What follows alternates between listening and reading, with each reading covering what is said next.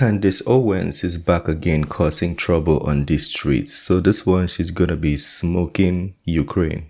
Or should I say smoke Zelensky.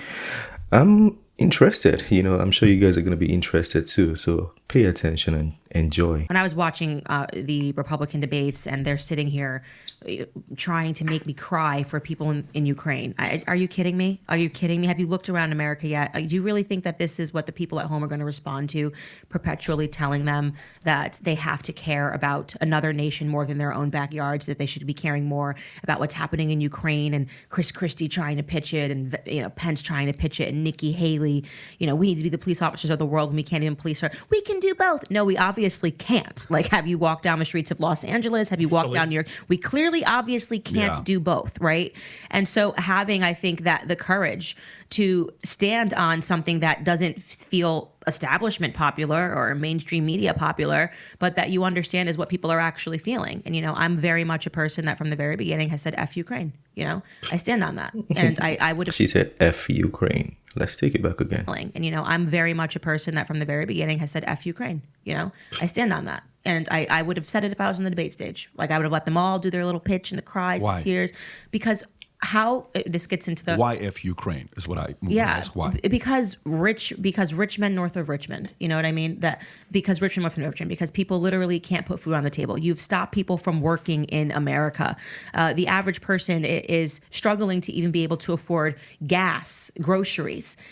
You have people that are dealing with an influx of crime and illegal immigration in their cities. People whose daughters and kids are being raped and killed. That woman that was horrifically killed in Arizona going on a run by an illegal immigrant. All of this is happening in our country right here. Because if you told me as a mother that I need to care more about what's happening in the neighbor's house while my kids were suffering in my house, I would look at you and tell you you were crazy, obviously. Of course, I'm going to take care of my own house first. And if I have something after my house is in perfect order, right? And then you say to me, hey, they need help. That's just common sense.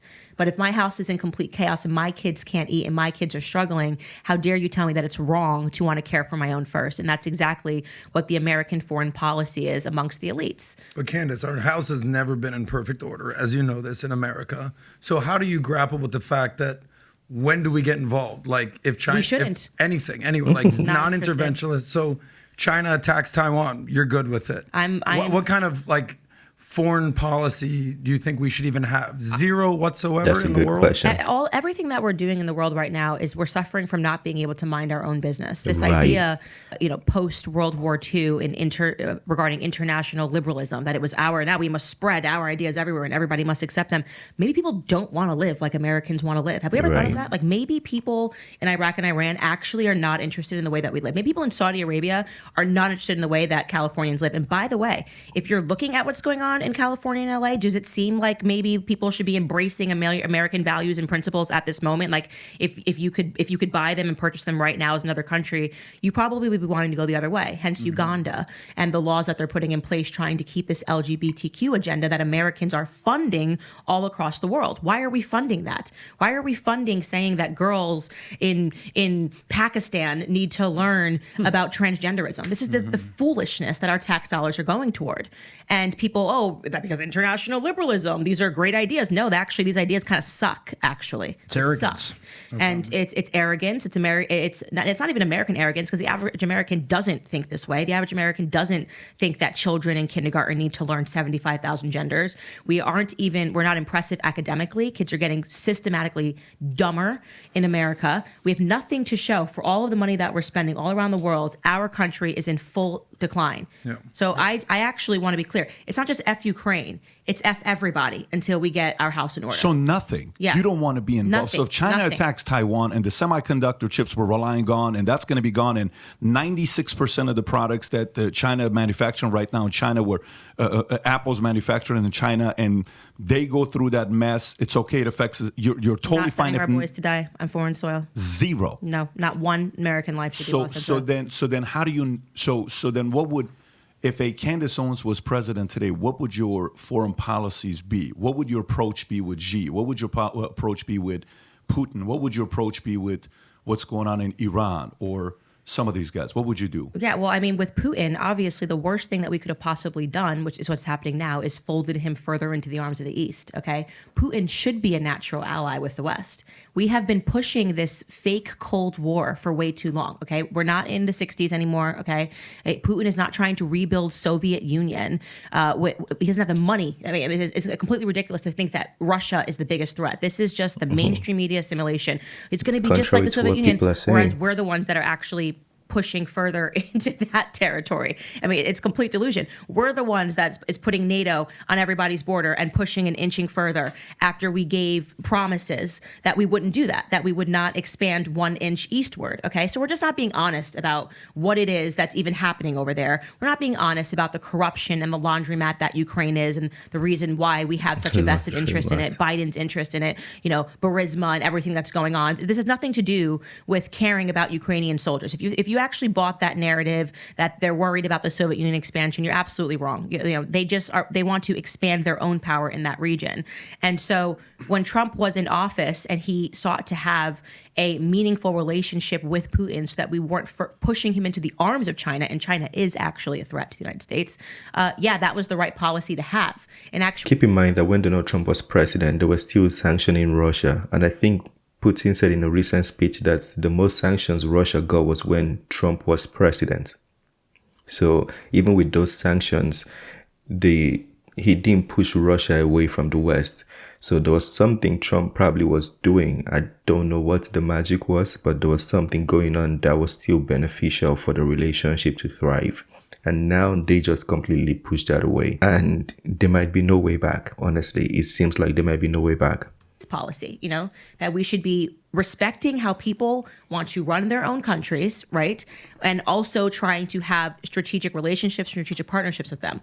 That is what makes sense to me. I believe in national sovereignty. I believe that Russia has the right to run its country the way that it wants to run its country. I believe Iraq, Iran, America, the United Kingdom. I don't want to be, we want to be out. We don't want to be a part of the European Union. All the European Union, these concepts of trying to say, to globalize us and say this is how everybody must think. In America, we can't even decide on how we all want to think. You know what I mean? The Southern principles and values compared to New York City and LA is something that we can't seem to figure this out. Can I give you perspective? Can I give you perspective? I want to get your perspective on this. So, your Daily Wire. I was just with Ben a couple days ago, and we had a good time together. But think about a company, for example, that's built on software we rent, which we all do, right? A company's not built on 100% of software that you have, right? When we build an insurance company, we borrowed a company called iPipeline. They are a behemoth of a company, $2.5 billion company. After 10 years of saying no to him, he finally said, let's make it work. I said, let's make it work. And he came and gave me an offer. I couldn't refuse. I said, let's roll. Mm-hmm. Then another one and another one. I won't name all of them, but my perspective is to say, guys, moving forward, if you're not one of our, a product that we're not doing internally, that's it. I don't care about them. We're not going to do any business with this. This is it. It's foreign. We're not going to do nothing. But we're relying on that software. The reason why I'm saying this is, we're relying on China. Mm-hmm. Okay, we're relying on China. Cars, we're relying on China. This week was the first time where we got an iPhone 15 that's going to say "Made in India," which is phenomenal. Mm-hmm. It's progress, but it's not made in America, right? Yeah. If we do made in America, this is a $5,000 phone. This is not a $1,300 or now $2,700 phone. So all I'm saying to you is and I get it. I get the fact that we spent $100 billion. White House finally confirms they spent $100 billion on Ukraine, and we sent $700 a family to Maui, which is absolutely pathetic. Yeah. And it's still, it's been a month already, whatever the timeline's been. Yeah, we'll eventually get to it. What do you mean we'll eventually get to it with a couple thousand kids still missing?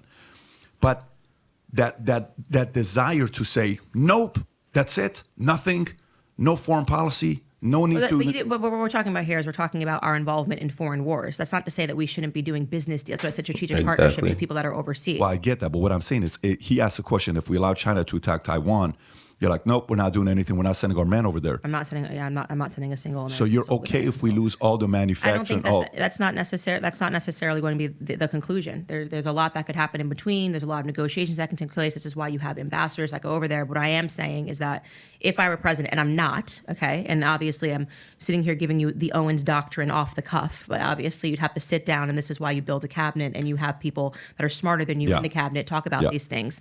You bring in the best business guys to talk about how you get around this. But what I am saying is that I would not be sending a single American son or daughter to die on foreign soil. So what about money, though? Because I agree with you. We don't need to be involved. I mean, everything that we've done post-World War II has been a freaking disaster. Vietnam, Korea, Afghanistan, Iraq, now Ukraine.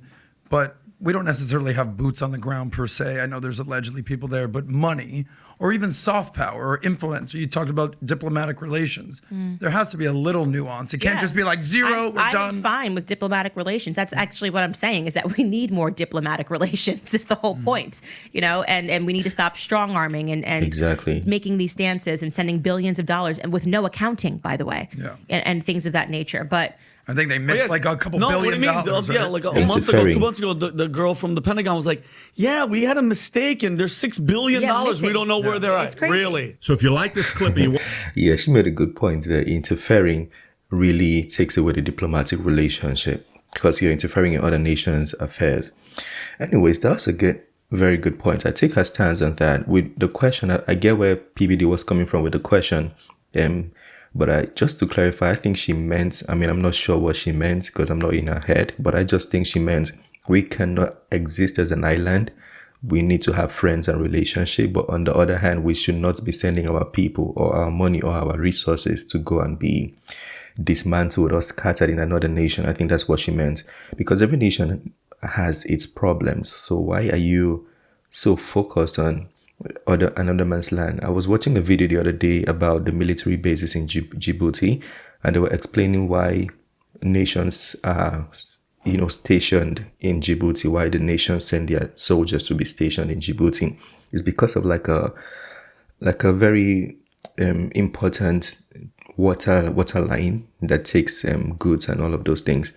And all these nations are stationed there because of their personal interests. But America was stationed, according to the video, America was stationed there to regulate other nations that are stationed there. And I'm like, so you don't have any interest here, but you're here to check everybody else, kind of like the class prefect. It didn't make sense to me.